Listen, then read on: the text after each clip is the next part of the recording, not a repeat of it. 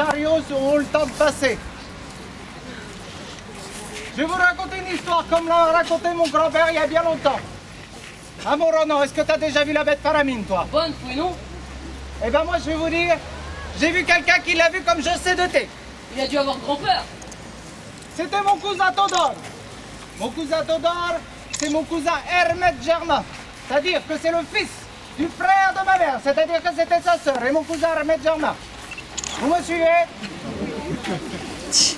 Mon cousin Todor, il se revenait une soir de la messe des Minuit. Il habitait à Longmois.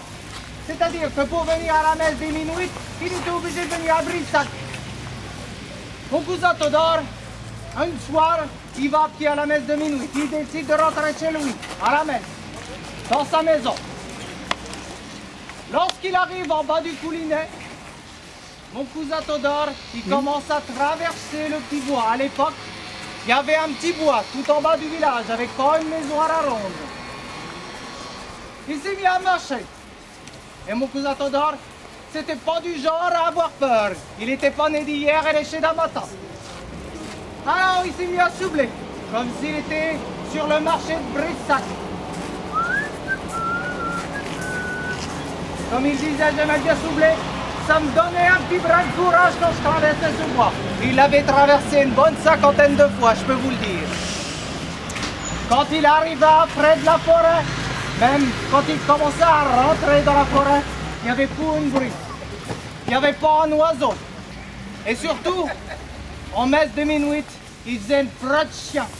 Et en plus, il n'y avait pas de lune. On y voyait plus noir que dans le cou d'un loup. Mon cousin Todor, il s'arrête. Et là, il voit s'émousser du coin du feuillage une grosse bête au moins aussi grosse que la moitié du quart du château de Brissac. Avec une tête énorme, des yeux au moins aussi grosses que les goules d'Afour. Et surtout, couverts de poils, comme des brins de chaume. Et le pire, c'est que la bête, elle s'est mise à retrousser ses babines, laissant paraître des crocs, bien froids et blancs. Alors mon cousin Todor, là, il n'a pas fait le malin. Il a été pris par l'odeur de la kéré. Vous savez ce que c'est que la kéré? C'est la charogne. La bête empuait la charogne. Alors il s'est mis à réfléchir à toutes les prières qu'on pouvait avoir à ce moment-là dans l'esprit. Il a pensé à toutes les issues de secours possibles. La première, c'était d'appeler au secours. Seulement, le temps d'appeler au secours, il n'y avait pas une maison à la ronde qui l'aurait entendu. La bête aurait eu le temps de sauter sur lui. Et le lendemain, on aurait retrouvé juste son corps bien froid. Alors il s'est mis à penser à courir. Mais courir, c'était pas simple.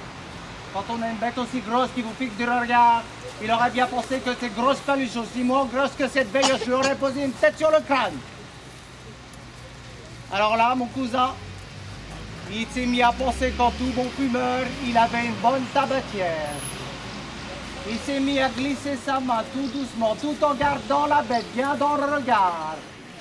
La main sur sa pogne, la main dans la tabatière. Il en prit une grosse goulée, au moins aussi grosse qu'une poussière de session. Il la jeta à la goule de la bête. Elle s'est mise à trébucher. Le temps qu'elle s'abibochait le guerroin, mon cousin Todor, il ne lui a pas demandé l'assiette de sa chienne. Il s'est mis à courir. Il a couru, il a couru, il a traversé le bois, il traversait les champs. Et le temps de se retourner, la bête était partie. Alors il a foncé tout de suite. Il est remonté ici à Brissac. Il est venu nous raconter l'histoire comme je vous la raconte là. Et pendant qu'il la racontait, je peux vous dire qu'il dramait mon cousin Todor. Dis-moi, mon gars, si tu pensais des balivernes. Je te la raconte comme on l'a raconté. Je te la vends au prix que ça m'a coûté. Merci beaucoup.